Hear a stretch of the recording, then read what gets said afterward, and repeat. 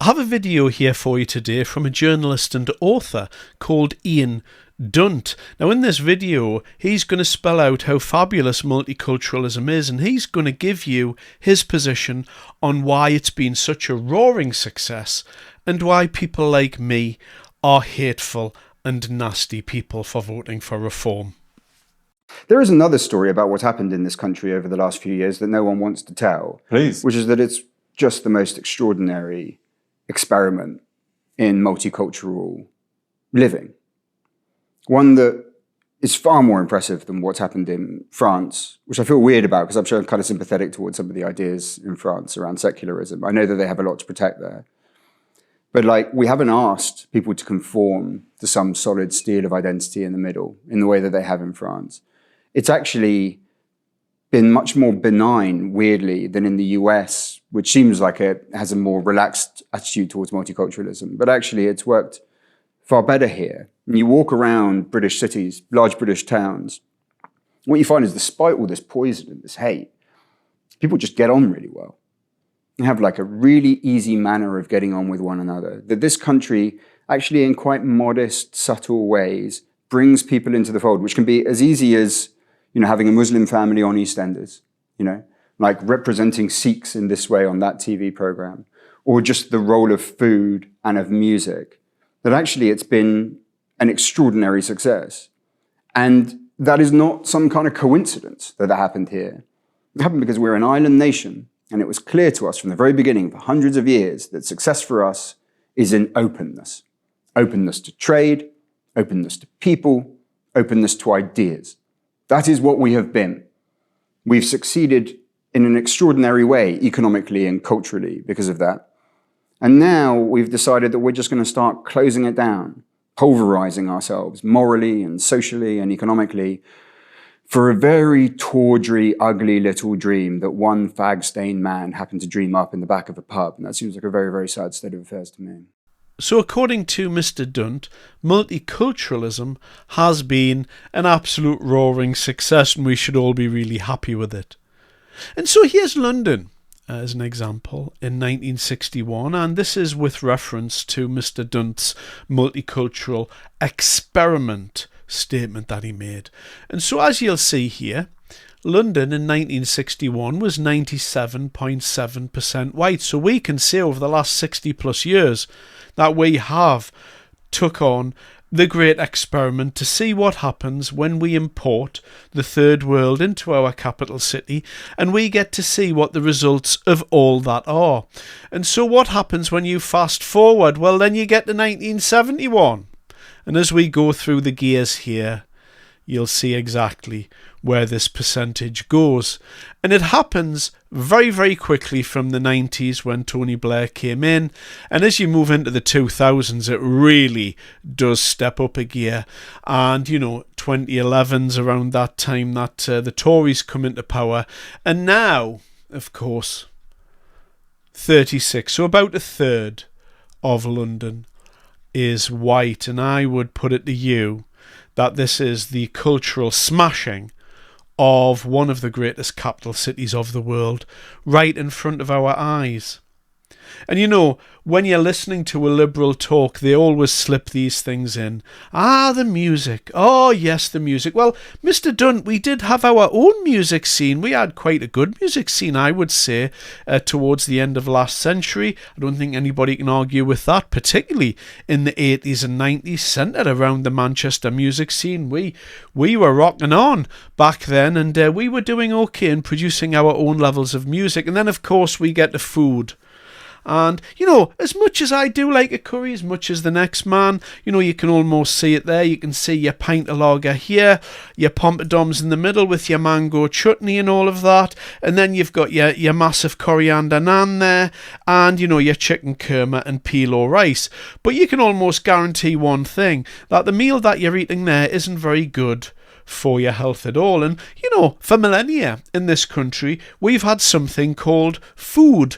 And that food really encompasses things such as fruits, vegetables, meat and fish. And the funny thing about eating the combination of fruits, vegetable, meats and fish is that it's very healthy for you. And the funny thing about eating curries, about eating Chinese food laden with MSG, and, eating Italian food, pasta, which is a little bit like body glue when it hits your stomach. It is a bit glue that you're trying to digest there, and it stays in your stomach for a few days, no doubt. And pizza. I mean, we can all agree that the food tastes nice in the moment, but we all know that importing food generally means that the food is very bad. And I don't think you can argue with that at all. And they're moving on to some cultural enrichment. Here's some of the photographs of the grooming gangs that have been parading themselves up and down the country. And we all know about these rape gangs, and we all know the Labour Party are covering this up. But this is a fabulous example, isn't it, of cultural enrichment, I would say. And this is something that Pakistan has gifted us. And if there was one country that I wish hadn't ever come to the UK, it would be Pakistan, because these rape gangs have been overly represented by Pakistan, I would say, in all of these statistics, and it's been a blight on a lot of communities up and down the country. And, talking of cultural enrichment, here's a little video that I found on X today, just to show the levels of integration that's going on and all the kumbaya singing that we all know happens on a daily basis.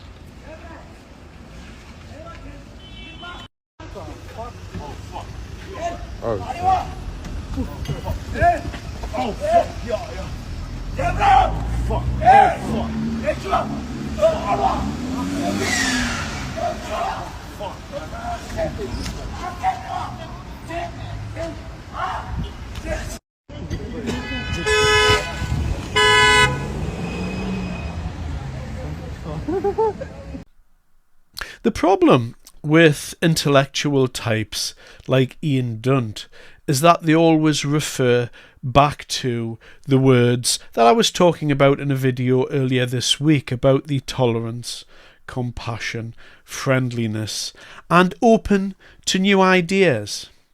So my question to Mr. Dunt would be this: what ideas precisely are you talking about? Are you talking about grooming and rape gangs?